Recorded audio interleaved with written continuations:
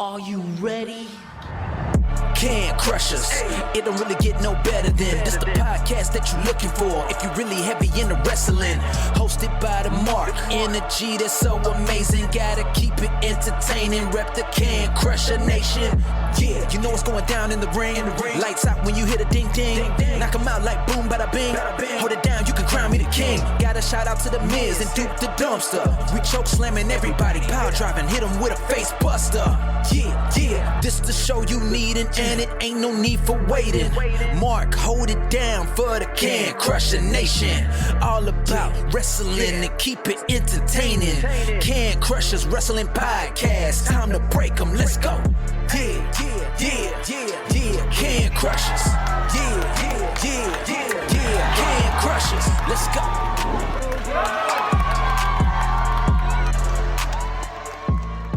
And welcome back to another Can Crusher Spotlight. I am your host, Mark the Mark Martinez, and I have a guest.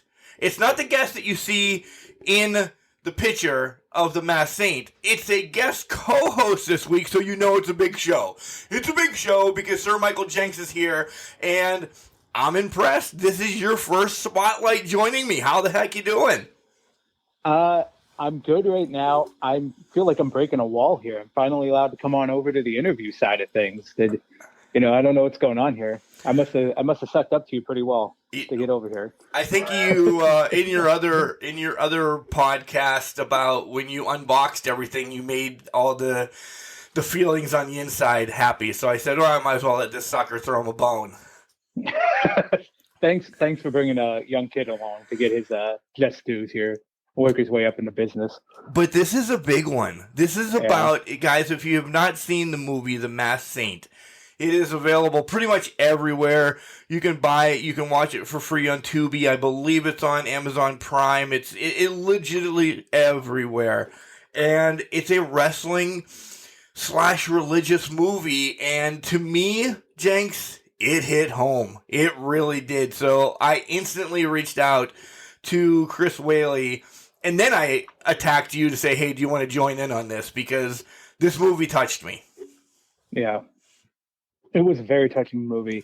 I loved a lot of the themes that were going on and it told a beautiful story around such a unique tale. And I can't wait to ask Chris more about it and what inspired him. Yeah, don't give it away. Hey, settle down, kid.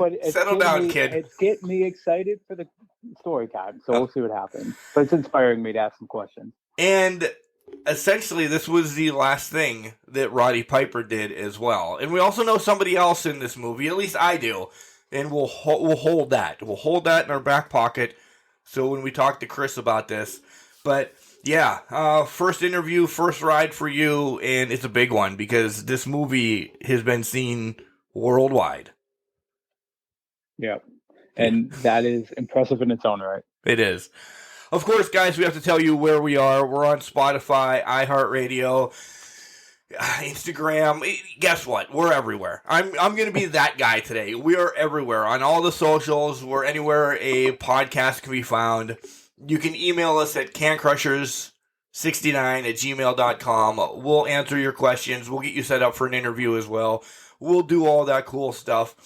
And then when you go over to Collar and Elbow and buy some shirts and stuff, we have a promo code that you'll be able to save 10%. It's Can Crushers, all one word. Capital C and Can, capital C and Crushers. You'll save 10%. Here comes Al to tell you about it. And then when we come back, we'll have the Masked Saint himself, Chris Whaley, on the line. And Jenks, after we get done doing the introductions, you can ask the first question. Oh, well, thank you. Wrestling. A love and a passion we all share. I've started a wrestling brand. The wrestling brand. A brand founded on the aspects of wrestling. Two entities working together to create a product that connect emotionally for people everywhere. Collar and Elbow is the brand. Passion and love for wrestling is the drive. I am Al Snow, And this is Collar and Elbow, the wrestling brand.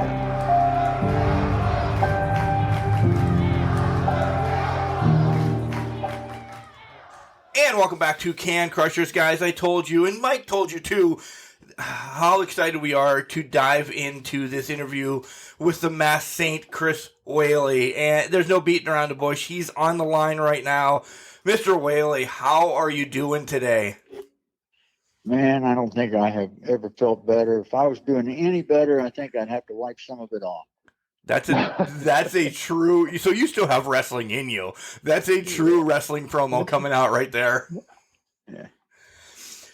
So, Michael, I'm gonna pass to you. Your first time up here. Go ahead. Run with a few questions, and I'll dive in. Yeah, Chris, great to have you on the line. And that really, I wanted to start off with, we talk about early on in your career, and reading your synopsis and all that, you were trained by the Great Malenko, and you wrestled so many like Rocky Johnson and Undertaker. So let's take you through that when you first got into wrestling. What inspired you? Because you weren't a pastor at that time, correct? You No. started in wrestling and then moved into being a pastor. Yeah.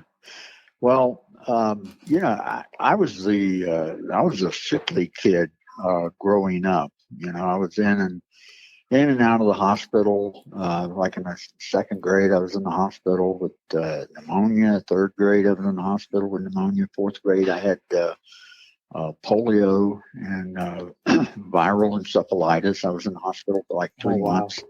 And then, the next year back in the hospital and so forth. And I had a great doctor. Matter of fact, I used his name in my book. I actually got in touch with him. He had like 8 or 9 kids. He was a Catholic, and he had like 8 or 9 kids, and they all turned out to be doctors. And so I was able to get in touch with one of them just to say, hey, I want to use your dad's name in my book because he was so influential. But he just wouldn't give up, and finally got me over to a big clinic in Central Florida, and they found out that I was allergic to everything. I mean, I was allergic to everything. And so my immune system was not working.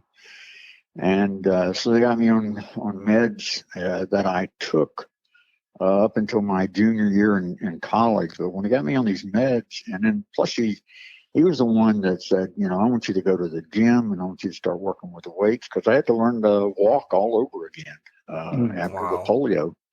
And so I started, going to the gym, and I just loved it. And then I started putting on weight, and I was, of course, I couldn't improve my height. I was like 5'10", but as far as the body started coming together. My wife and I graduated from college together, and we came back to Central Florida, and I was looking for a youth pastor's position because, churches don't want a pastor that's 23 years old. They want somebody that's a little bit older, but you have to get experience as a youth pastor.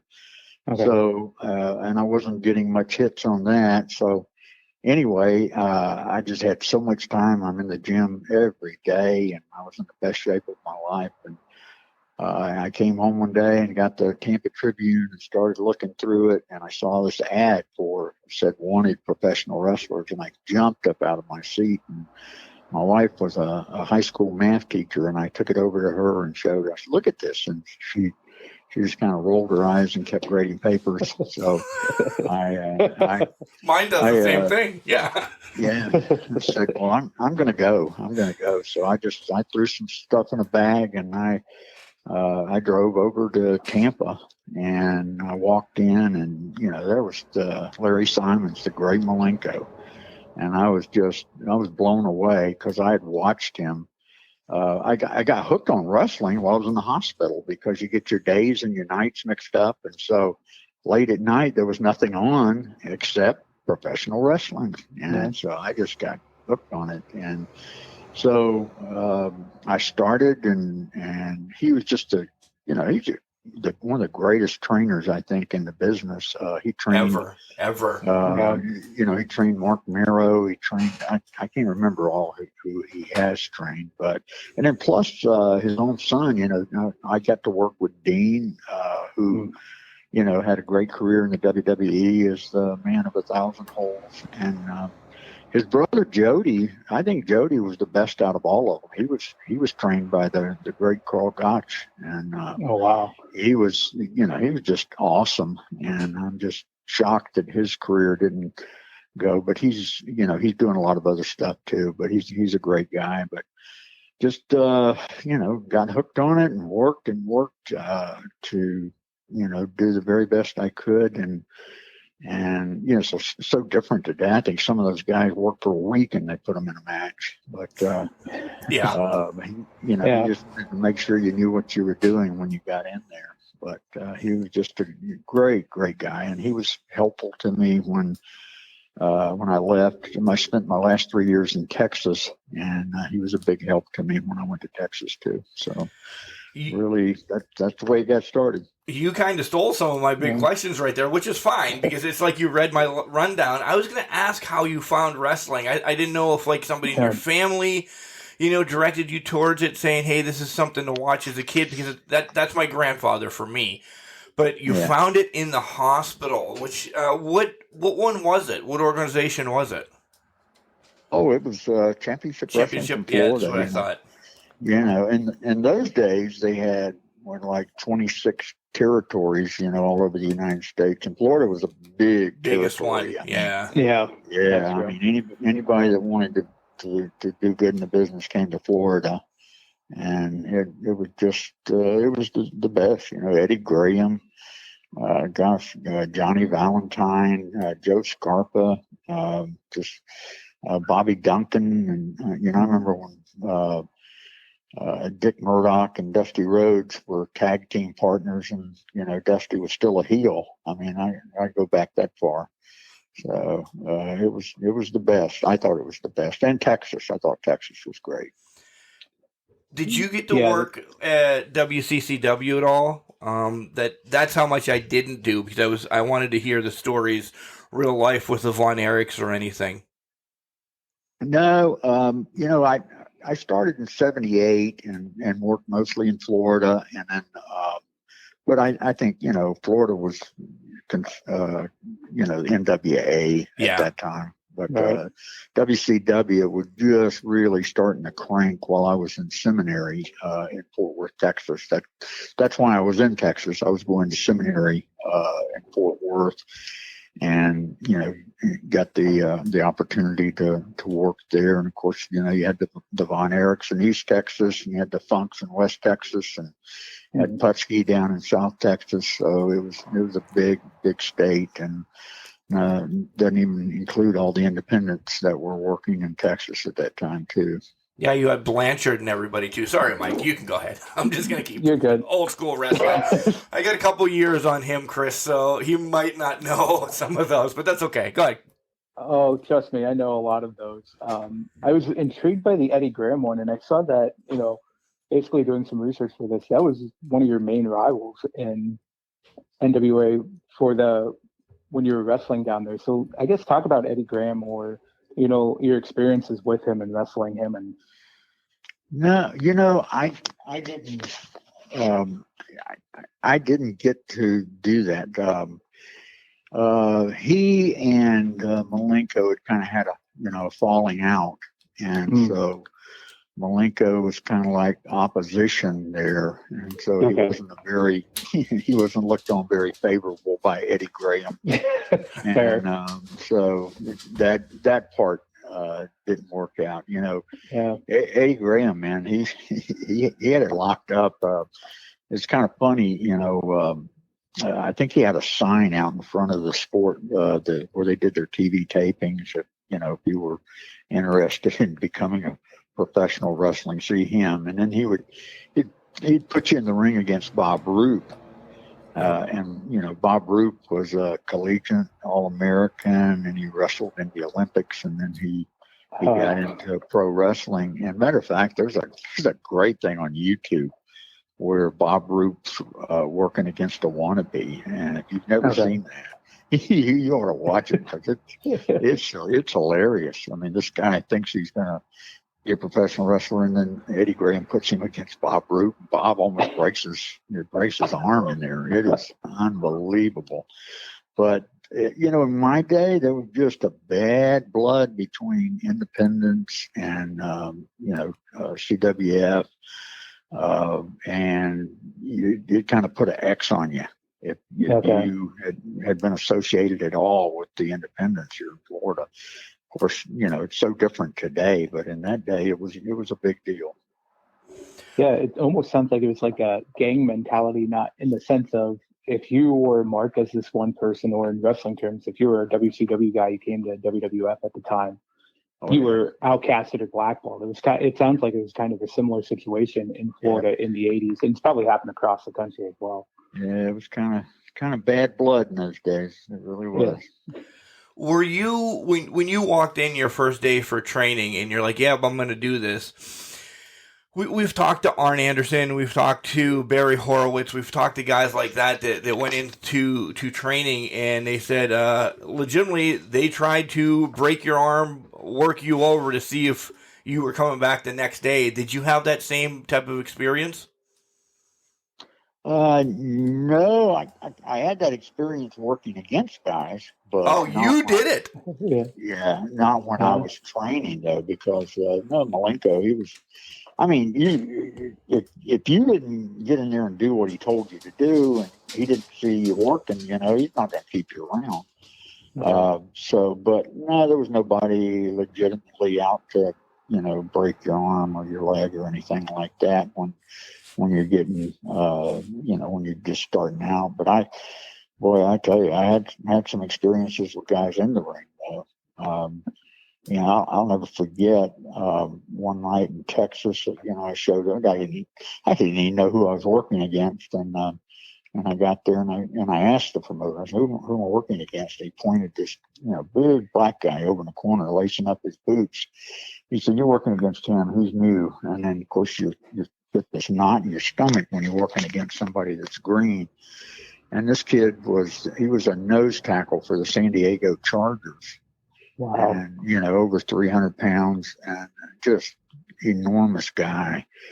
And that was the closest I think I ever came to death, because he didn't know what he was doing. He was throwing me around like a rag doll, and you had these visions of breaking your neck or whatever. Hmm. And then, Adrian Adonis, I got I guess one of the worst shoulder injuries I ever had against him. And then my last concussion that I had was Bruiser Brody in Texas. When he kicked you in the head, man, he kicked the crap out of you. So, you had those, but then that was part of it.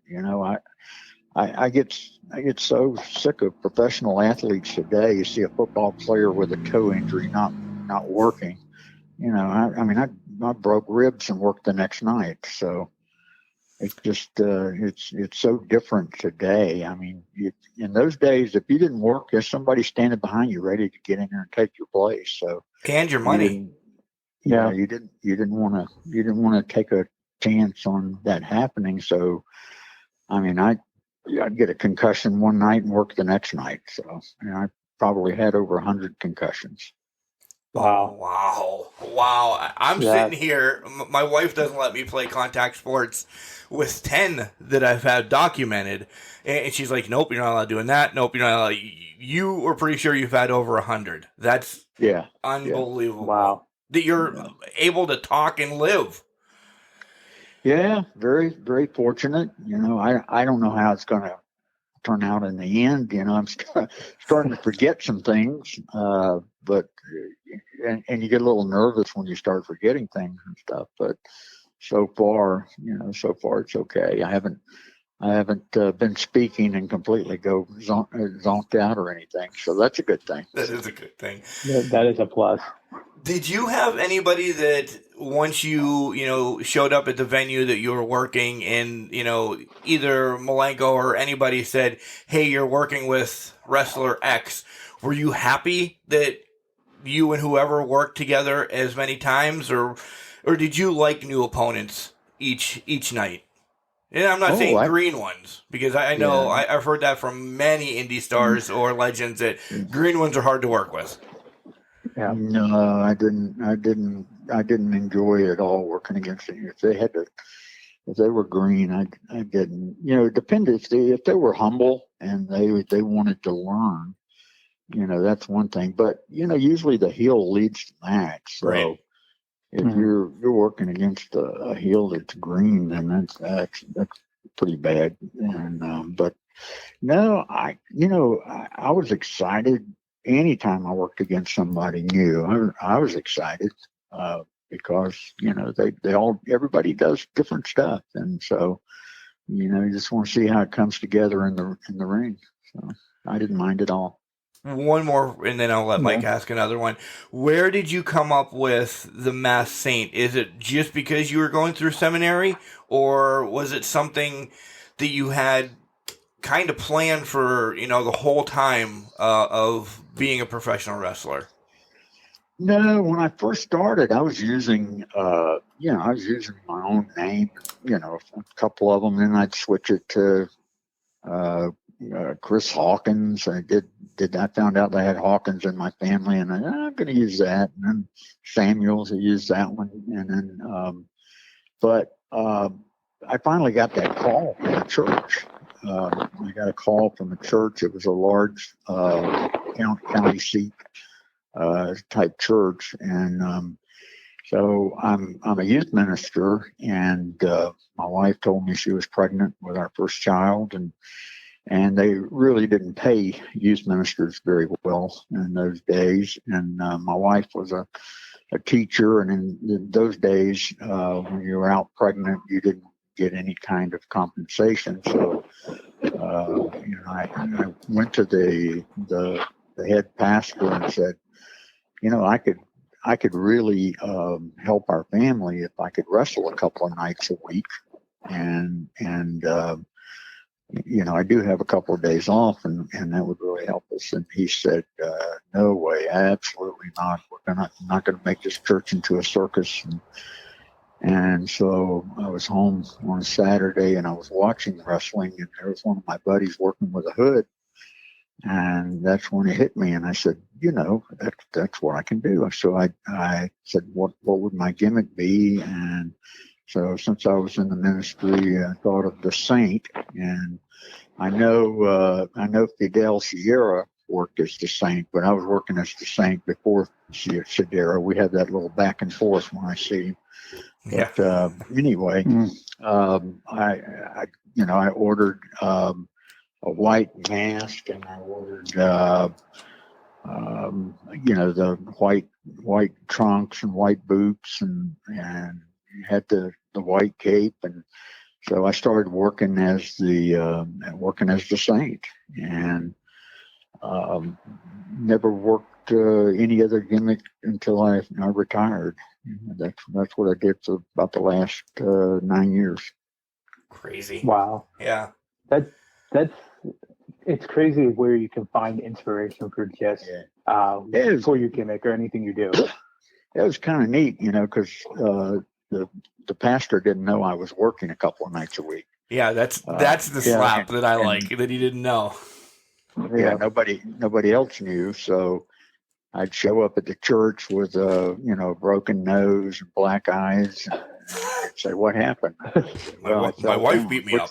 I just told them I fell down, which was true. I fell down, but I had a lot of help, and they just thought they had a clumsy youth minister. That's all it was. But I thought it was kind of neat, that I could work and nobody else knew who it was. So that was a good thing. That is amazing, that anonymity that you can have just to go back and forth without really giving away who you are, what you are. We transition into talking about being a wrestler and being a pastor at the same time. I was wondering if there's anything from life experience of being a wrestler that you leveraged being a pastor, or vice versa. How some being a pastor experiences that you could put in the ring, use for your promo or use for your gimmick to get to just further it along. Now help me with that again, because I So didn't get all of that when you were saying. Yeah. So if I look at it, being a wrestler and you're a youth pastor, you're doing things, and forgive me for not knowing exactly how a youth pastor operates in the church, but like for sermons, can you draw from that experience from being a wrestler, or is there something in your being a pastor, you're in your faith that you could use in the ring to obviously further the same persona that you had going on in there? Yeah, it's amazing the the illustrations that you can get out of it, out of the wrestling, that you can apply to when you have the opportunity to speak to people. You use those things, and you have to find a way to do that, to use that, to get your point across. But of course, your faith. When I was in wrestling, there weren't a lot of just a lot of Christians that I knew of in wrestling. It's so different today because, oh my gosh, Ted DiBiase is a born again Christian. Right. Tully Blanchard, Nikita Koloff, George South. Yeah, and Lex Luger, his life has changed dramatically since his health issues. Yeah. And so today it's not unusual at all to see, Christians in the business. I don't know about the young guys. I haven't heard about any of them, but in that day there really wasn't. I guess my closest friend in Texas was Tom Jones. And he was one of the very first black wrestlers. You can Google him or YouTube. You guys probably don't know who Tom Jones was. Oh, I do. Yeah, I do. I've heard of him several times.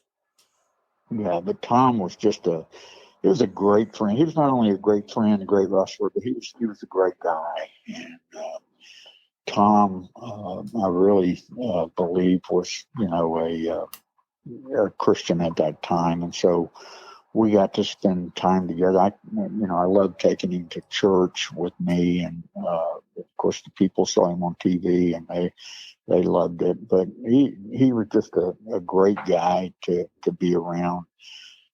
Solomon Grundy, Tim Haygood, just a great guy. I loved traveling with that guy. He was just a real hoot. The Von Erichs, they came across one way to the public, and besides the Dallas Cowboys, they were the biggest names in Texas. But when you get in the dressing room and see how they act, and there was like, I never wanted to live one way at home and live a different way at church for my kids. I didn't want them to see hypocrisy. Yeah. And so, it really saddened me to see that. But I was the guy over in the corner putting his stuff on, and then after the show's over, that most of those guys usually hit the bars and strip clubs and things like that. I didn't do that. I headed home to my wife and my girls, and I enjoyed that a lot more than what I think they got out of their lives. But I just, I didn't want to be a hypocrite. I didn't want somebody, in the business to say, hey, you're working as a Christian, but you're not acting like it. I just didn't want that. So I just tried to live the faith and tried to be a good witness to them. But I still wanted to be friends and still wanted to build those strong relationships with those guys. But, my lifestyle was a little bit different than theirs. Yeah, you brought up the Von Erichs. I was at WrestleCade probably about 3 years ago, and you hear, and I'm not bashing them. These are stories from other people, and I'm not even going to bring up, what they said, but they were completely different people. What you saw on TV compared to what was in the locker room or out on the streets was, like you just said, Chris, was unbelievable. So yeah. But I tell you, they were the real deal in wrestling. Oh yeah, they were the rock stars. It was just incredible. They were great workers. They were unbelievable athletes and did so much for the business, along with, Fritz. Fritz is one of the icons in the business. Yeah. And so you couldn't take anything away from them on that. And I didn't walk with them every day, so I really don't know what they were going through, and I'm not going to pass judgment on them at all. Before we transition into the movie a little bit, I have one more, and I don't know if Jenks has any, but what has wrestling brought to your life then? And this is before we get to you full-fledged retiring, and then this movie comes out. So you're retired, you're doing kind of both, but what is the main thing that wrestling has brought to your life?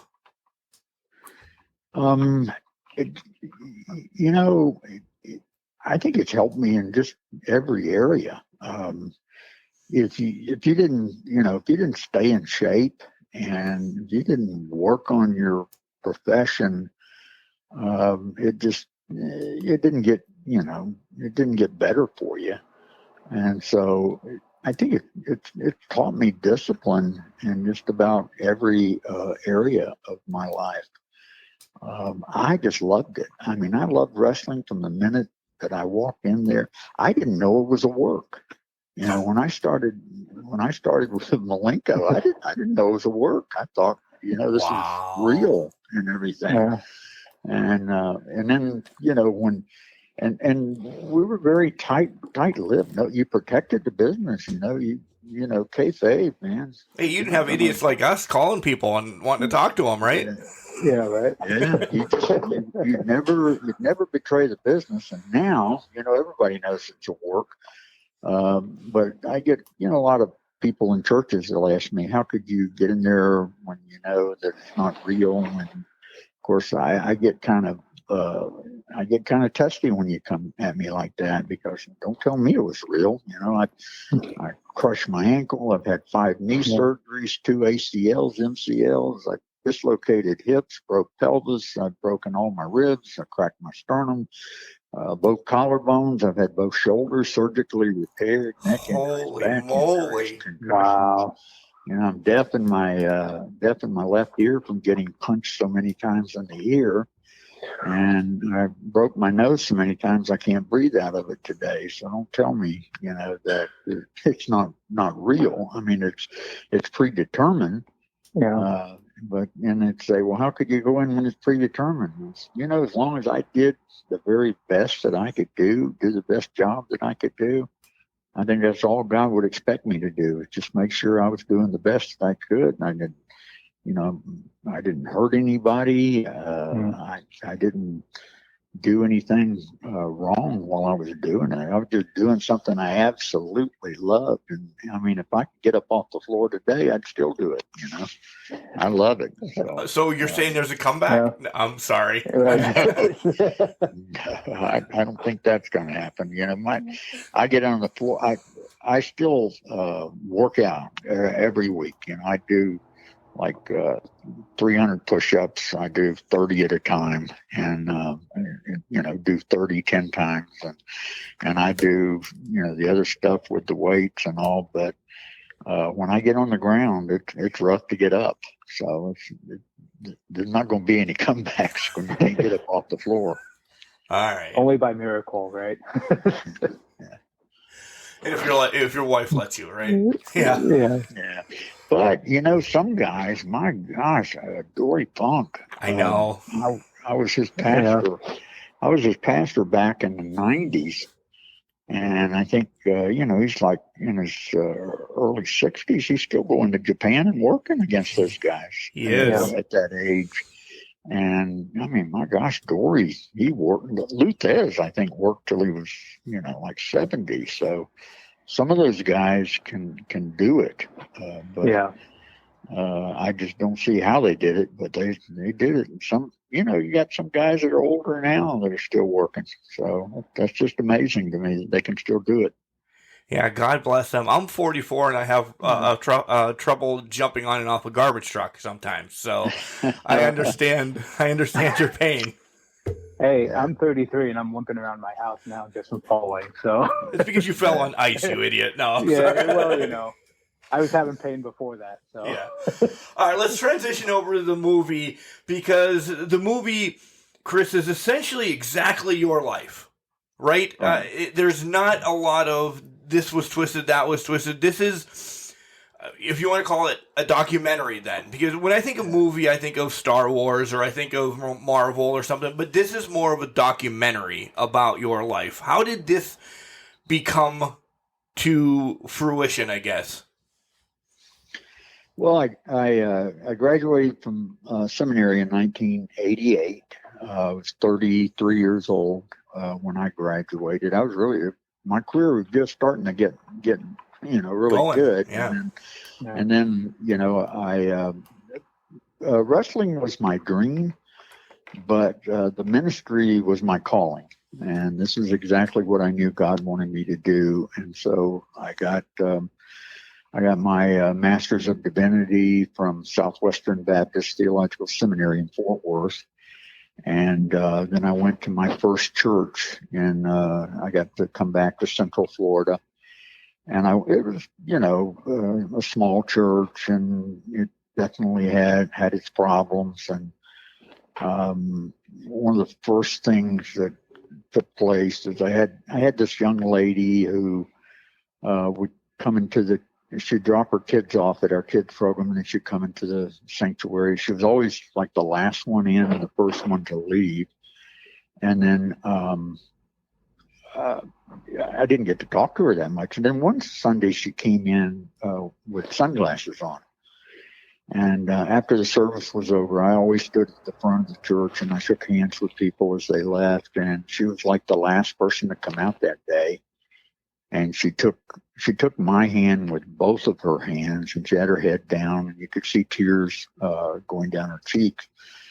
And I lifted her sunglasses, and she had two black eyes, and it just infuriated me. And I said, "Did your husband do this?" And yeah, he did it. And I said, "Well, I'm going to go see him." She was like, "Oh no, he'll hurt you." And I said, "No, I'm not worried about it." So anyway, I went to his house and called him out and said, one thing I know about bullies is they only pick on people they know they can beat. And I don't understand how in the world, you could hit the mother of your children. You're supposed to be the priest, prophet, and provider of your home. And here you are, hitting your children's mom. And any man that would hit a woman is a dirtbag.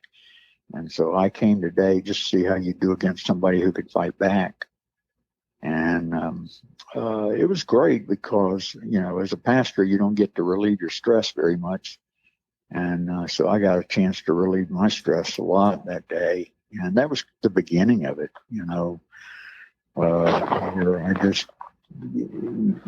I settled things more as a professional wrestler than I did as a pastor. And then I just started having incident after incident after incident happen.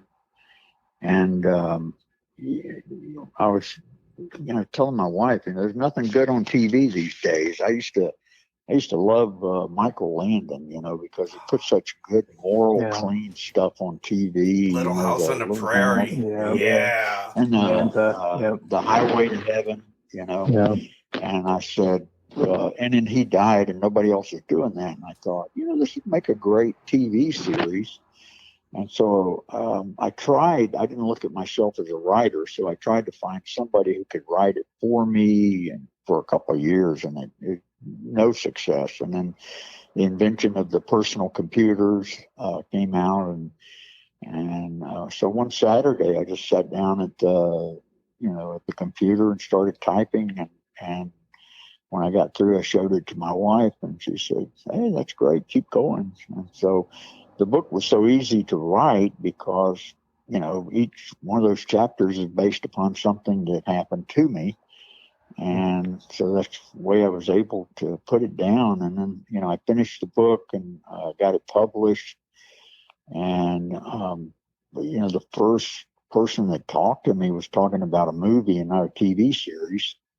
And it just, never had the opportunity to be made in that. But that's how it came about, man. I wrote the book, and then I had people started talking to me about it. Yeah, and Wow. I'd be remiss to say if this, before the movie came out, the book was there and everything else. If you haven't gotten the book, you haven't gotten the movie, you didn't get the signed autograph, which all of this is going to be coming to my house shortly. I can't wait.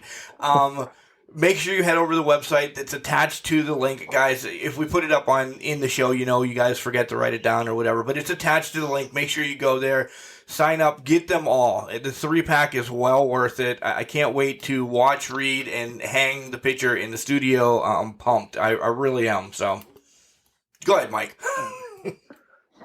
No, that's good. Yeah, that's amazing how everything transpired. It was almost like a domino effect for you. Essentially, you put it down on paper, and then all of a sudden, was it like out of nowhere that people started reaching out and just saying, "Hey, we think this would be a great movie," or is it just? Did you think it was going to get that far? No, Obviously, you wanted it to, but yeah, no, I did. My sister actually worked for the school system in Orange County, which is the Orlando area. And one of her friends there, the lady's kids went to that school, and she gave her a copy of my book. And this lady was the wife of Kim Dawson, and Kim Dawson, he was the executive producer of the first 3 Teenage Mutant Ninja Turtle movies that were blockbusters. okay. And then he was the executive producer of a movie with Jim Caviezel called The Bobby Jones Story, Stroke of Genius. And then he did a faith-based movie called Letters to God. And he read the book, and he was the first one to call me in, and spent almost a year, back and forth. They even had a script written for it, and everything was going well. And then all of a sudden he said, "Nope, I'm not interested anymore." And but during that time, I got to meet people in the business, and so I had a producer in Toronto, Canada, that flew down to Disney World and met me. And I drove out and I met him, and he was very interested in making it into a movie. And then that fell through, and then somebody else, and that fell through. And I got pretty frustrated because it started like in 2010, 2009, 2010. And it just became so frustrating that I was sick of it. And I said, I'm just going to put it on the shelf. And maybe one day, the grandkids can pull it off the shelf and say, "Hey, look what Papa wrote." But February of 2013, I was driving to the gym, and my phone rang, and there was this producer in Canada, and he called me, and I answered, and he said, "Has anybody done anything with your book?" And I'm driving, and he can't see me, so I just rolled my eyes. And I said, "No, nobody's done anything with the book." And he said, "Okay." And so I hung up. And then 2 weeks later, I'm driving back to the gym, and the phone rang. And there was that guy, and I answered, and he said, "Are you sitting down?" And I said, "Matter of fact, I am. I'm driving." And he said, "Well, you might want to pull over to the side of the road." And I pulled over, and I said, "What's up?" And he said, "We're going to make your book into a movie." And I was just dumbfounded. And Wow. they were supposed to film it in July in Canada, so that they could say that it still took place in Florida, but they didn't get the script finished until October. So they filmed it. And it started the 1st of November 2013 in Sault Ste. Marie, Canada, and it was already in the 30s there. And, and there was snow on the ground. Yeah. And so you can't say it took place in Florida, so they made up this fictitious name in Michigan. And I never pastored in Michigan, but they used that for the movie. But then Yeah, it was just amazing. It started in 2009-10. It was filmed in November of 2013, and the movie didn't hit the theaters until January of 2016. And so I learned a lot about, when you go in and watch a movie in the theater, it's possible that it was filmed 3 years before that. Yeah. It was like that James Bond movie that came out. That thing was supposed to come out in 2020, I think. Yeah. Early 2020, because it had already been filmed a couple of years before that, and it didn't come out until this year. So that's the way. How engulfed in picking who you want into the movie were you? Did you say, all right, let's spoil it, I want Roddy Piper in this movie, I want RJ Skinner, which us people in Pittsburgh and in the Pennsylvania area know as RJ City. Did you get to pick people you wanted in the movie, or was that kind of dealt by casting? No, that's all handled by the casting director. I think her name was Beverly Holloway. She's the one that signs everybody for the movie. But when I saw Roddy Piper's name on there, I jumped up out of my seat because I couldn't have picked a better person than Roddy Piper for the movie. A better bad guy. Yeah. I was so thrilled. That guy, he was just one of the best in the business. I mean, as wrestler, interviews. I mean, great actor. Human being. His movie, They Live. My goodness, it's got a cult following, Yep. And he's a great actor. I'd worked against him like 25 years before that. And I said, he's not going to remember me. And so when his time came for the movie and he was on the set and I got to go up and say hey to him, I remember you. And he didn't remember me. I know he didn't, but he sold it well. He sold it well. He did, but it was great. That guy, he loved his family. If you look at any of his stuff on YouTube, you see him in the ring. He always worked with his wedding ring on.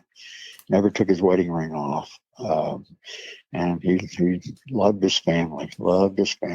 And it was such a shock that, the movie was filmed in November and then he died at the end of July the next year. And it was just devastating. I couldn't believe it whenever I heard it. So he never got to see the movie.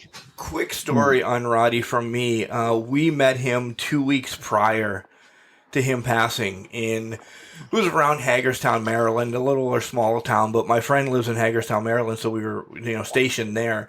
We went and he kind of had a signing at this comic shop. It was limited to 200 people, I think. And he was only supposed to be there 2 hours, 2.5 hours. It took him 2.5 hours to get through 20 people because he sat there and talked to everybody. Of course, we were 1, 2, and 3 in line. We walked in and he pinpointed something on me that insignificant to human beings around the world. And you brought it up, the wedding ring. As soon as I walked up, he's like, how's your wife and family? Roddy, I don't know who you are from Eve. So how are you asking about? So I went right into that. My wife's good. My kid's good. They didn't come. And then it just rolled into us. How do you like wrestling? He spent 25 to 30 minutes with each person, and he stayed there till that line was done. Wee hours of the morning. Because he cared. He legitimately cared about his people. Yeah, he was making money. I understand that. But, man, he is, and no disrespect to anybody I've ever talked to on this show or met in person, he's one of the greatest people I've ever met in my life. Because he gave me that emotion. Yeah, he was just a super guy. He really was. Jenks, do you want to go to the movie? Or do you want me to talk about RJ City and how he's such a heel and a miserable person? How did you like working with him? And he's a great guy, by the way.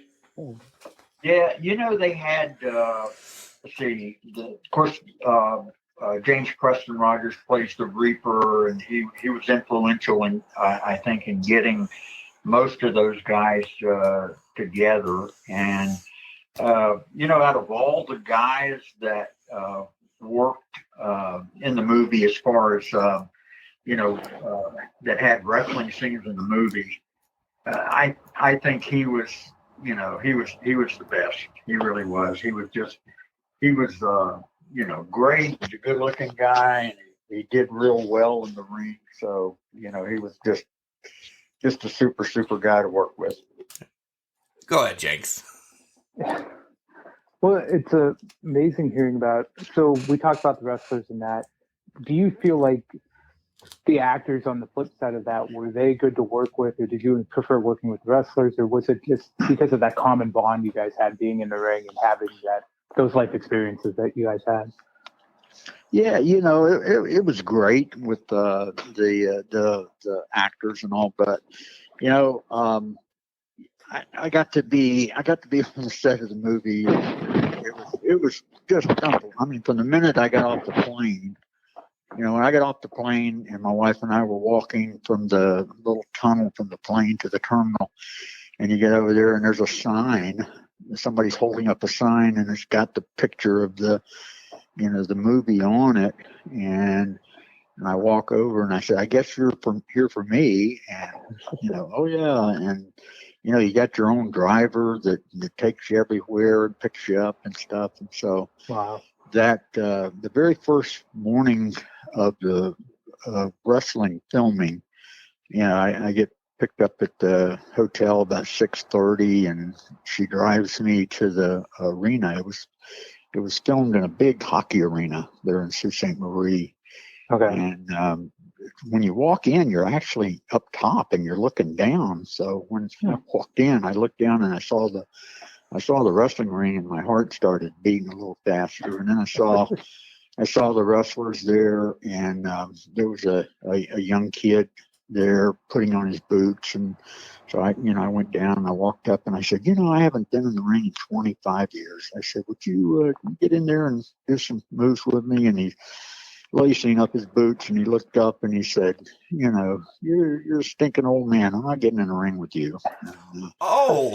I said, come on, let's just get in the ring. Let's get in the ring. And he finally, he said, okay. And we got up to the ring. He said, you need to wipe your feet before you get in the ring. And he's telling me all this stuff. And I said, no problem. So we locked up and did a couple of things. And I'm saying, take me over. And he finally, I just said, let me show you what I mean. So I arm dragged him. I did an arm drag takedown on him. And he sat up and he said, who the heck are you?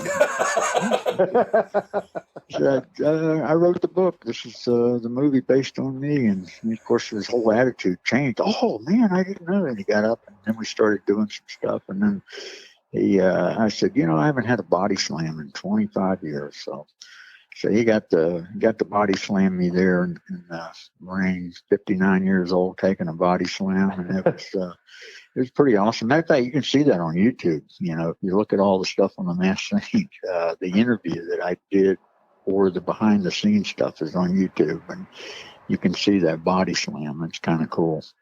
That's awesome. How did you feel coming out of that body slam? I know you said you felt pretty great, but the next morning it was kind of like, that was a little rough. Nope. That kid did a great job. He did a great job, and it felt great because it cracked everything in your back. Maybe that's what we need in the morning before I go to work. Have my wife throw me around, body slam me or something, get me loosened up for the garbage route. It was awesome. So you're happy then? You're happy with the movie, the way it outcomes and everything, and then you kind of transition to being full-time pasture, right? Full-time pasture, and your life is... I know the answer to this because I can feel it in your hearts. And I said during the movie, I did skim over this real quick, but the movie itself, guys, if you haven't watched it and you're just listening to this, cool. Listen to this first. Then make sure you go watch the movie. It's everywhere to be found. But I would respectfully ask you to go buy it from Chris, honestly, and get all his stuff too. I cried. It hit me so much, and it's religion-based wrestling movie is the way that I kind of have it as a genre. And I don't know if I was just having a down day or something, but after I watched this, I was ready to tackle the world again.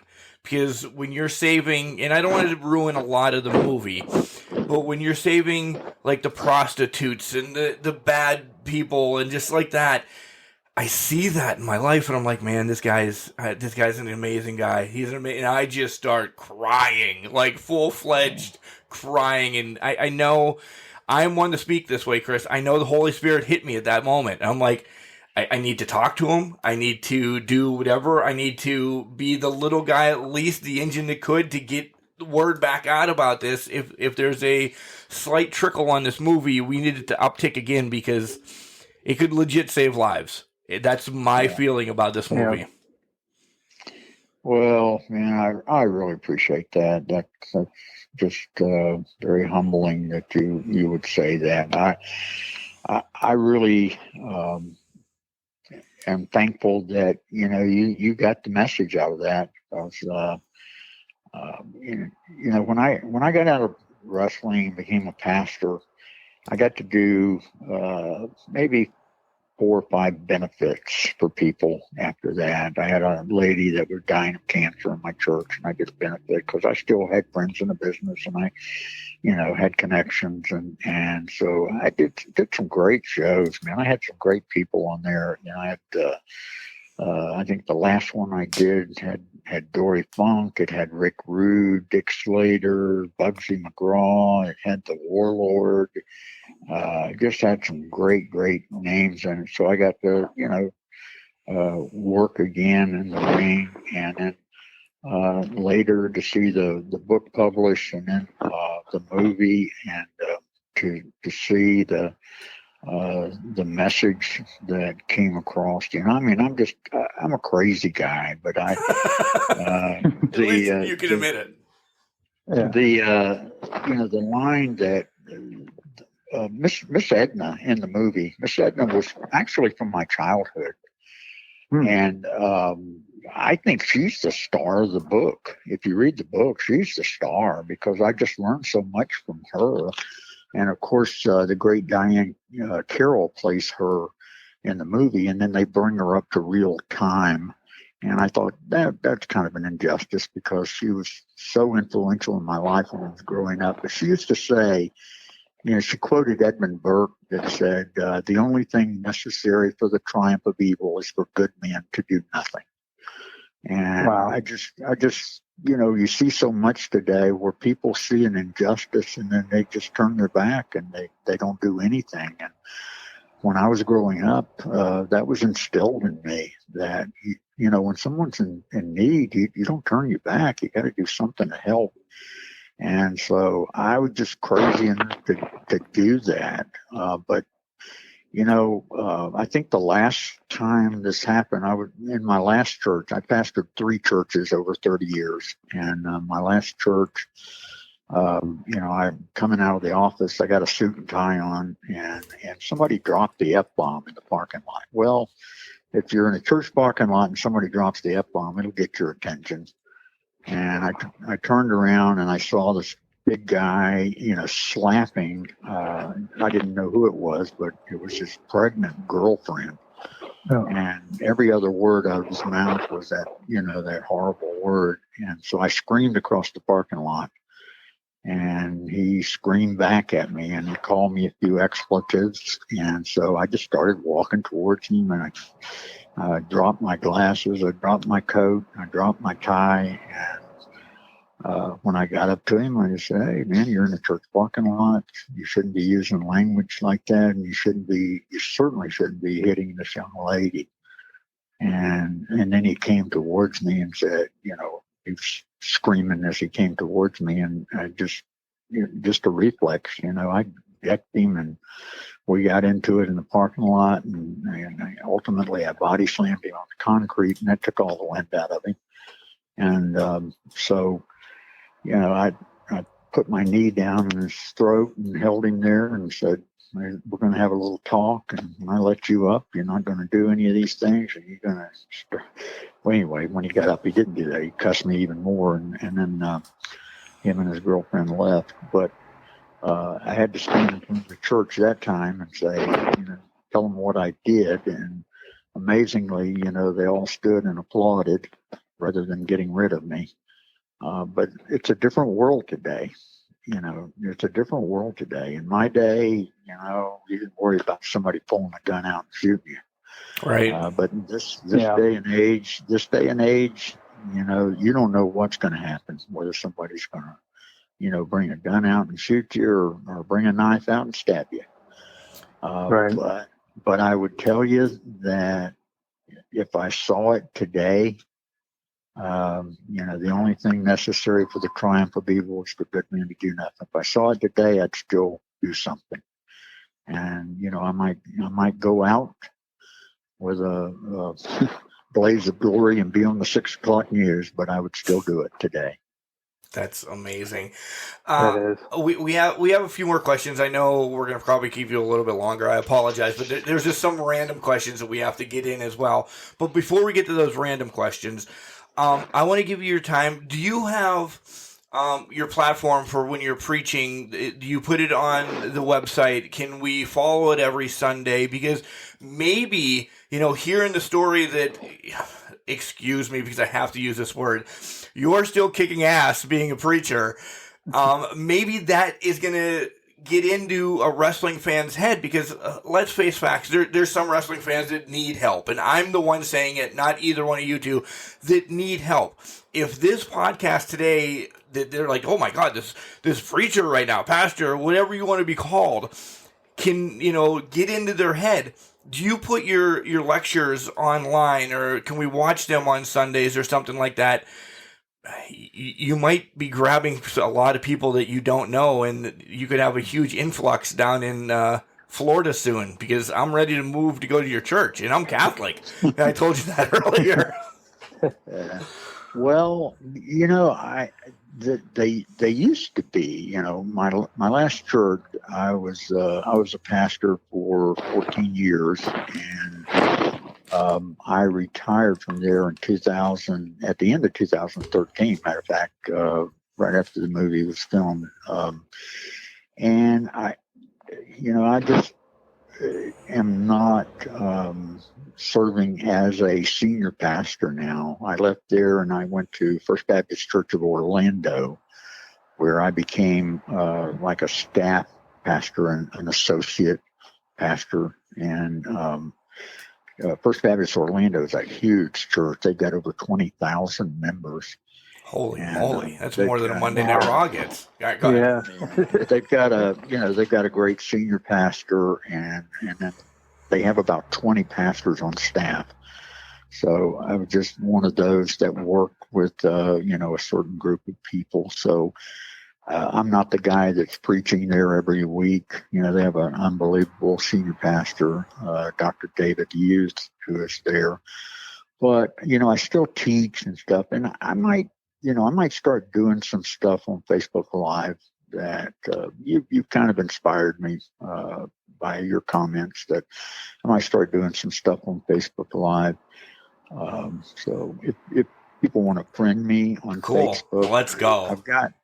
I got about 5,000 friends, but there's some of those folks, that probably died on there that I could take off, or I probably need to clean that up a little bit so that more people could friend me. And but they can do that.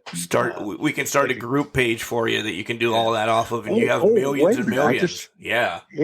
I just started a different page. You can only have 5,000 friends, but I have another thing on Facebook. I think it's called. It's either the Masked Saint Chris Whaley or Chris Whaley the Masked Saint, and you can follow me on that, and I can have 100,000 friends, and that one's okay. But that would be the one to start putting that message on. So I'll start doing that. That's awesome. But I hope they would join my Facebook page. That would be great. Yeah, for sure. My last question, and I know Jenks has some really silly ones. And we talked about this prior to we came on a little bit. Do you watch wrestling now or anything like that? No, I'm just, when I was in wrestling, man, it was just it was tough. You had to learn the moves, you had to learn the holds, and you had to do the stuff. And today, it just seems like high spot after high spot after high spot. Yep. Nobody's doing the other stuff, and then you got a lot of backyard wrestling. I mean, some of the things I see on Facebook, it just makes me cringe. Guys jumping on light bulbs on a table and stuff, just crazy stuff like that. And so, I'm just not really a big fan of the way they're doing wrestling today. Every now and then I'll meet some kid that's working, and then I might just watch it just to see him work. But I'm just not a fan of the way they're doing things today. Okay. Jenks, I know you have at least 2 questions that are out of our bag of gags, so go ahead and ask them those now. After we've had this serious interview, go ahead and ask them those. Just to bring it back up, but I do want to say, Chris, I was moved by the movie too. I really love the movie, and I really want to push out there that people should go out and watch it and get the book, pay for it all. It was fantastic and told a very inspirational story, and it showed that you have a lot of heart and character in yourself as a person. Saying that, now we'll transition to the goofy stuff. But the one question I have, so Mark, you're going to have to refresh me on the other one, but something that always comes up here recently on Can Crusher interviews is, what's your favorite type of breakfast cereal? Don't know why, but it just started the one day. So, last year I got serious about my health. I put on some weight, and so I got involved with this program that I'm a coach of now. It's Optavia, and it really helped me lose weight. I dropped 60 pounds, and so anyway, they have shakes. You order the food from them, and so it's got shakes and stuff. So I take the vanilla shake and I put a banana in it, and so I have a banana milkshake for breakfast every morning. Okay. That sounds amazing. That does sound amazing. That sounds better than the stupid follow-up question I'm going to have. But when you did used to eat cereal, back in the day of being a child or whatever, and we'll end on this, Chris. I'm so sorry. How did you make your cereal? Because I'm learning there's some sociopaths out there in the United States that, did you do the cereal first and then milk, or did you do the milk and then the cereal? Oh, no. I always put the cereal in there and then pour the milk over it. Right. Yeah.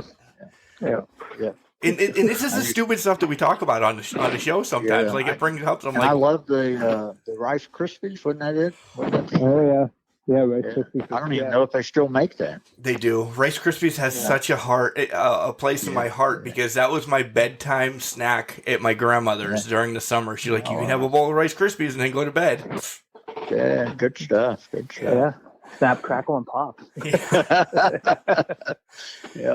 Chris, I want to thank you, and let Jenks do his well wishes too, for coming on. Can the I show. tell you? Yeah, you tell me whatever you want. Okay. All right. The second book, people are going to look on it and say, "What? What the heck is this?"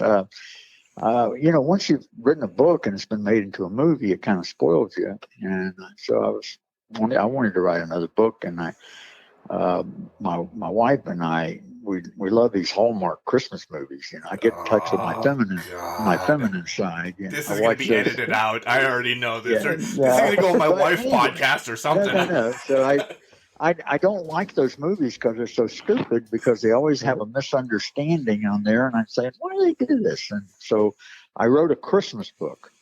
And matter of fact, Hallmark's looking at it now. So there's a possibility that they might. I won't watch it. Have. Oh no, I'm kidding. It's better. I think it's better than any movie they got on there. But it's a great Christmas book. It's called Harold's Heavenly Christmas. And then a friend of mine and we just finished my third book. Well, we wrote it together because he was one of the first guys I got into wrestling with, and so we wrote a book. It's called Mr. President, and Ooh. back in the old days, they used to have this comedian by the name of Pat Paulson who would run for president every 4 years. Yep. And so we have a character in the book that is Timmy Connors, and he's a sleazy comedian, and he ends up running for president every 4 years, and he gets a unbeknown celebrity to give him an autograph, and what they're actually signing is an agreement to be his vice presidential candidate. So he gets an autograph from the World Heavyweight Wrestling Champion. And so it gets the promoters involved, and they say, well, we're getting some good publicity out of this, so we'll just leave it alone. And then the Democrats have a scandal, the Republicans have a scandal, and the comedian wins the presidency. And then when he's making this acceptance speech, he has a heart attack, and it makes the World Heavyweight Wrestling Champion the president. When is this coming out? Wow. I need this in my life yesterday. When is this coming out? Well, we're working on getting it published right now, but it's going to be, it's a great story, and it's humorous, but it's got wrestling, it's got politics, and it's got comedy in it. So it's something for everybody. But be looking for that one. That one's going to be coming out. It seems like you just booked your next time on Can Crushers, because once we get our book, our hands on that book, we'll read it, and we need to just deep dive into that. Yeah. All right. I'll do that. But hey, just a real honor being interviewed by you guys, and I wish you nothing but the best, and I hope your podcast goes viral, and hope you guys do real well. Thank you, sir. And again, thank you for coming on the show. It's been a blast. It's been humbling talking to somebody like this that has lived this life for me, and again, true emotions. I hope you do the Facebook Lives, because you'll see Mark Martinez pop up when you do that, because you've touched me, sir. You have. Well, let me tell you, the greatest thing that ever happened to me in my life, and it is not wrestling. The greatest thing that ever happened to me was, as a young man in my freshman year in college, when I got down on my knees and I gave my heart to the Lord Jesus Christ, and he was able to change my life, because at that point, there was nothing good in my life. I mean, I'd made some bad decisions. I was just running from a lot of stuff. And there's a great passage in the Bible. It's in the book of Jeremiah in chapter 18, where God told the prophet to go visit the potter, and he would teach him a great lesson. And when the potter got there and he saw when the prophet got there, he saw the potter working with this piece of clay on the wheel. And when he got through with the piece of clay, it had all of these flaws in it. And so the potter simply squished it back together and put it back on the wheel. And he made the same piece of clay into a new vessel. And then God said to the potter, cannot I do the same with you as the potter has done with the clay? Or as the clay is in the hands of the potter, so are you in my hands. And that was my story. When I came to God, I just had so many flaws in my life. And he put me back on the wheel and made me into a new vessel. And so I think the whole message of the movie is that, God is the God of a second chance. And if you messed your life up, that's not the end of the story. You can give your life to God, and he can make you into something, and he can make you into something useful, because that's my story. There was nothing good in my life until he came into my life, and he made me a better person. He made me a lot better husband, and he made me a better dad. And I've been married for 46 years, and I got 2 wonderful daughters who made great choices and married great young men. And they're both walking with God. And my grandkids now, I have 6 grandkids, and I've just been very, very blessed, and every good thing that's happened to me in my life has been a result of my relationship with the Lord Jesus Christ. And thank you for letting me say that. No problem. There's no better way of ending the show than that in my book. That's, again, Chris, thank you. God bless you for that testimony right there. And thank you for being part of the show. All right. God bless you guys. Take care. Yep. Bye-bye. Bless you. Thank you. Bye. Bye. Jenks, that was a breath of sigh, relief. I feel good about myself after that interview. This was an interview I needed. And again, we talked about wrestling, we talked about the movie, but you know what touched me?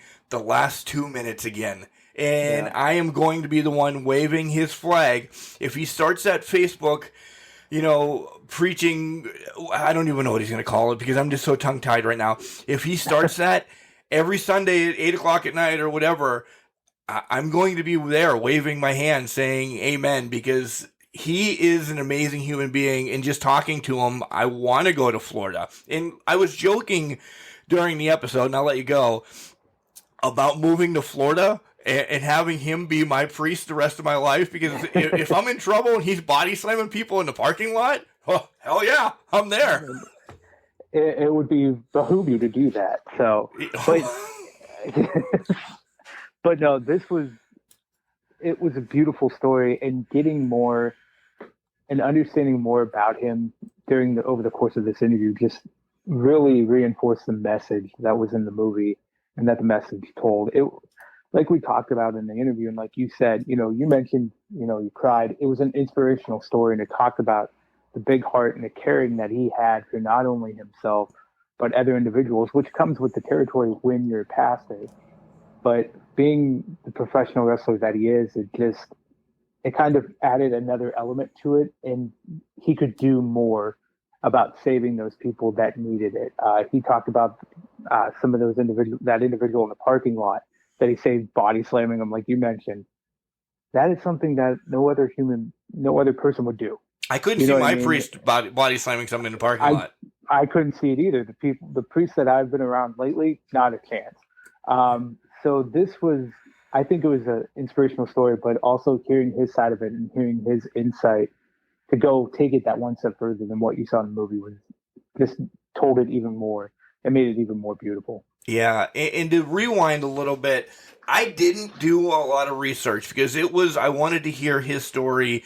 I didn't know that he fought the Funks and he was in Texas. I didn't do that research because this was about the movie, and I wanted him to hear that I cried about the movie and how he touched me. But we wanted some wrestling on this podcast as well. So we heard, his beginning, and now I need to deep dive and to find some more of his matches. I need to be engulfed by the Masked Saint. Yeah. I really do. And Jenks, I'd be behooved if I didn't say this dude's still doing 300 push-ups. I don't do 300 push-ups a decade, and he's still going at it. 300 push-ups a decade, I don't think I've done that in my life. Right. So, more power to him, but that is not happening for me. It was interesting, the little research that I did do before the episode, because you're right, it was mostly focused on the professional wrestling aspect in the movie itself, but the little research which I did see when I saw that competition with Eddie Graham and all of that stuff, that intrigued me a little bit to understand what that kind of rivalry or what that back and forth between the two promotions was. So it was interesting to get his perspective on that from being a talent that was involved essentially in that war or feud between the two. Yeah. And he put some good perspective on it.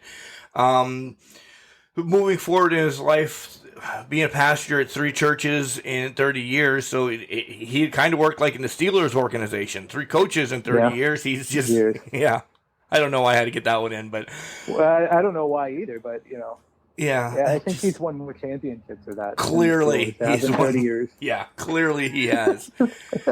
Guys, I'll let Jenks go again, but if you have not watched the movie, yes, it's available on Tubi and all that.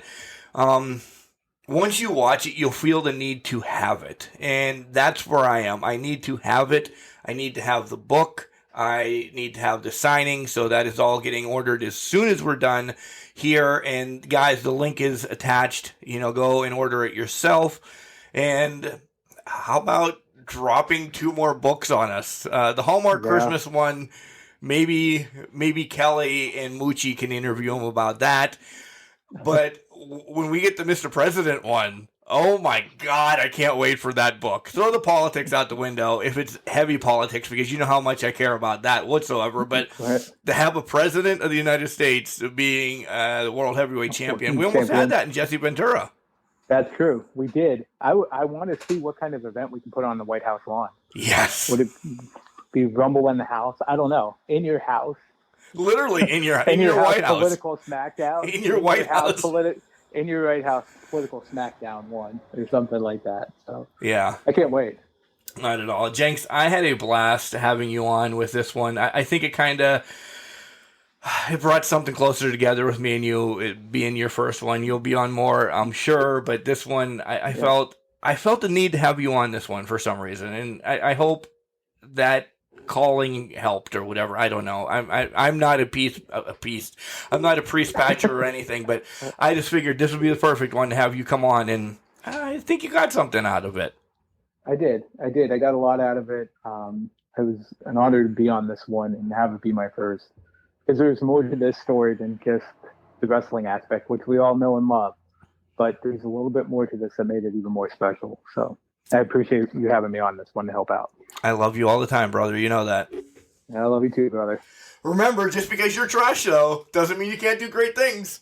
It's a garbage can, not a garbage cannot.